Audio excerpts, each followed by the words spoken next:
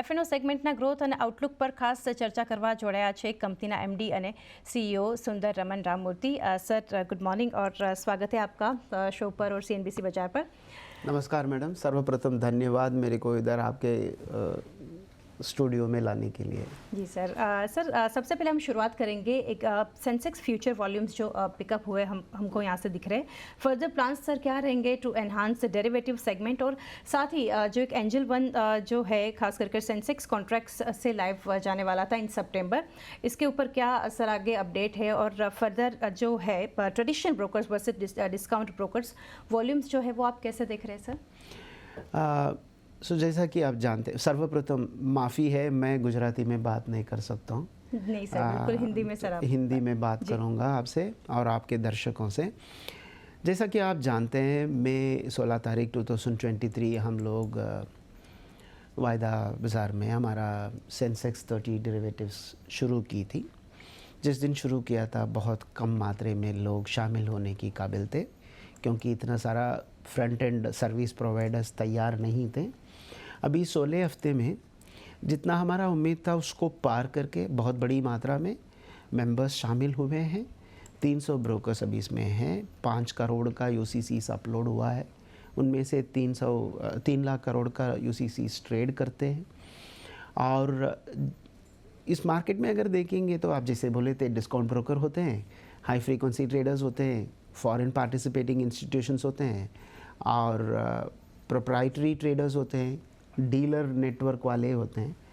सब में से हम देख रहे हैं लोग शामिल होते आ रहे हैं। तो ये तो बहुत खुशी की बात है, क्योंकि मार्केट में अगर सब तरह की लोग जब शामिल होते हैं तभी उसमें स्थिरता आती है। तो हमें नज़र आ रहा है कि इसमें स्थिरता आने की संभावना बड़ी होते जा रहा है। जी डेफिनेटली सर। अभी मार्केट शेयर के ऊपर बात करेंगे। बीएससी ने जो कि 5% का मार्केट शेयर अचीव किया है, लॉन्ग टर्म टारगेट क्या रहेगा, और स्पेशली कैश सेगमेंट की अगर बात करें मार्केट शेयर इंक्रीज करने के लिए कुछ योजना? हाँ जी, डेरिवेटिव्स में हम मार्केट शेयर को डिफरेंट तरीके से देख रहे हैं मैडम। जैसा हम हमेशा कहते आ रहे हैं, हमारा इधर आने का मकसद, लक्ष्य था बीएससी को वाइब्रेंट बनाने।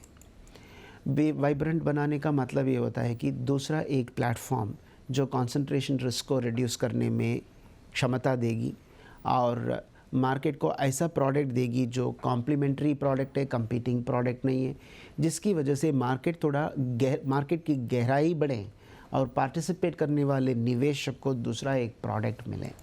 इस दिशा में जाते जाते हमारा टारगेट डेरिवेटिव सेगमेंट में ऐसा होगा, वो प्रीमियम और टर्नओवर से गिना नहीं जाएगा कितने लोग शामिल हुए हैं। हमारा टारगेट था 400 साढ़े 400 लोग कम से कम ब्रोकर आना चाहिए, उसमें से हम 300 तक लाए हैं। हमारा ये टारगेट है कि अभी 25 एफपीआईज ट्रेड कर रहे हैं हमारे साथ, कम से कम 100 लोग शामिल होना चाहिए इसमें। हमारा टारगेट ये है कि आउट ऑफ ये 5 करोड़ का यूसीसी है, उसमें कम से कम 20 लाख यूसीसीज रोज़ ट्रेड करना चाहिए। ये दिशा में जा रहे हैं, तो मतलब इसका डीपन करना है, इसका जानकारी सबको मिलना चाहिए, इसका सुविधा, इसमें क्या करना है क्या नहीं करना है दोनों समझ में आना चाहिए। तो इसकी दिशा में मार्केट को एजुकेशन वगैरह कर रहे हैं। ये वायदे बाज़ार की बात है मैडम। आप सवाल कैश मार्केट का भी पूछा। जब हम निकल के गए थे कैपिटल मार्केट छोड़ के 2014 में, तब बीएससी का मार्केट शेयर 30-35% का था। जब हम वापस आए बीएससी में तब देखा 5.5% का मार्केट शेयर है। ये तो बहुत कम है, इससे हम पब्लिक की सेवा ठीक से नहीं कर रहे हैं ऐसा जाहिर होता है। तो उसको बढ़ाने के लिए हम हर तरीके की मार्केट पार्टिसिपेंट्स के पास गए थे। रिटेल ट्रेडर्स का कुछ प्रॉब्लम था, वो इंट्राडे इंटरऑपरेबिलिटी प्रोवाइड नहीं कर रहे थे फ्रंट एंड में। इंस्टीट्यूशनल ब्रोकर्स को देखा जाए तो इंस्टीट्यूशन 4% ट्रेड कर रहा है।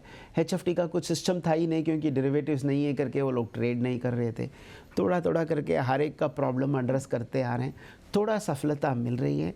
हम पहले ये सोच के आए थे कि कम से कम 10% का मार्केट शेयर इसमें हो जाए, ताकि थोड़ा सा अपने यहाँ पे बढ़ने लगेगा। अंग्रेजी में कहते हैं ना मैडम, लिक्विडिटी बिगेट्स लिक्विडिटी करके, वो हो जाए, यही हमारा उम्मीद थी।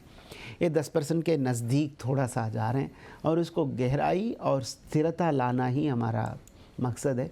एक बार 10% हो गया तो अपने आप आगे बढ़ेगा, ये उम्मीद है मैडम। जी definitely sir. Next premium turnover के ऊपर ही सवाल था मेरा। बीएससी जो करंटली चार्ज कर रहा है 500 पर करोड़ ऑफ प्रीमियम टर्नओवर, तो any plan sir in future pure exchange के साथ कुछ यहाँ से मैच करने का, और साथ ही कैश सेगमेंट के बारे में इसमें भी पूछना चाहूँगी, टैरिफ इंक्रीज़ करने के लिए कुछ प्लान यहाँ से? मैडम अभी मैं आके इधर 8 महीना ही हुआ है, आप जानते हैं, तो ये भी एक लेगेसी है, इसको मैं इनहेरिट किया है। मेरे को ये दिया गया है, ये 500 का नंबर पहले से था, तो मैं उसको चेंज नहीं किया। अगर ये प्राइस वगैरह चेंजिंग करना है ना मैडम, थोड़ा सा ध्यान देना पड़ता है, उसके ऊपर विचार विमर्श करना पड़ता है। वाकई में मेरे पास इतना फुर्सत नहीं था इसके बारे में सोचें। पहले मार्केट को वाइब्रेंट करने के लिए ऐसा एक प्रोडक्ट लाए जिससे ना मार्केट को शो, मार्केट पार्टिसिपेट कर सके, निवेशक को दूसरा एक प्रोडक्ट मिले, यही हमारा लक्ष्य था। उसमें थोड़ा सा कामयाबी दिख रही है, तो 100% 100% हम ज़रूर सोचेंगे। ये जो भाव बता रहे हैं आप 500 रुपया, वो पड़वंडा वाला बात नहीं है, तो आगे तो उसको बढ़ाना है। सही वक्त पर, सही मात्रा पर इसको बढ़ाएंगे। सही वक्त क्या है? जब हमें लगे इसमें स्थिरता आ गई है। तो उस स्थिरता क्या है वो पहले हम बताए हैं आपको, थोड़ा सा वो दिशा में जा रहे हैं, तो उसमें थोड़ा सा कामयाबी मिल गया तो हमें लगे कि ये स्थिरता आ गया, बढ़ाएंगे। कितना बढ़ाएंगे वो मार्केट पार्टिसिपेंट से विचार विमर्श करेंगे।